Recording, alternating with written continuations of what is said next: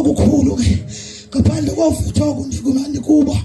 ndiyambulisa utata umfundisi egameni kaYesu ndiyabona umama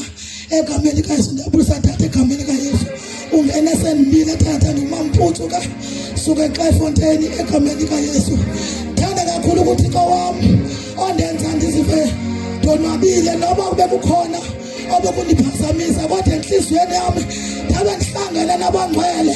imke loo nto nqoba ukuthi ndiphilile angikhathani noba ifriji yami empty banabe ndidibene zonke into zikhona haleluya ndikhonza uThixo njalo ke ongafuni ukubonakala nakubani bangibona ikhona into ekuphazamisileyo bona ufanele nje ube mhle uqonde ukuthi inkosi yami zonke zezakho uba thinato taswakuwe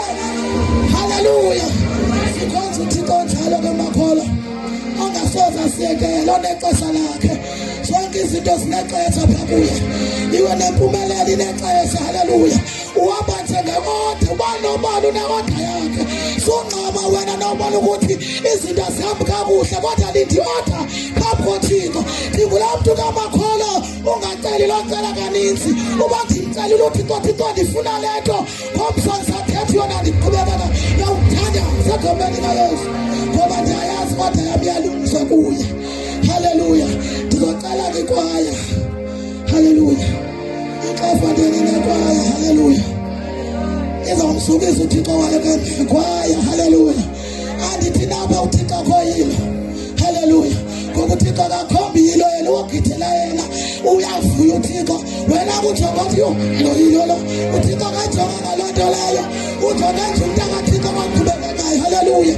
ujonga nje umntu akaThixo noba isystem phangapha mnyapheka ngapha kodwa uThixo akabuzi noba wayezanjani haleluya yena uyavuya ngoba uyayazi amayilo ngawakhe haleluya sidalwe uyasonga kodwa sizofana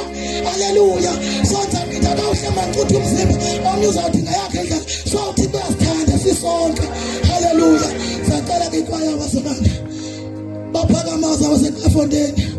haleluya kanisho umhlaba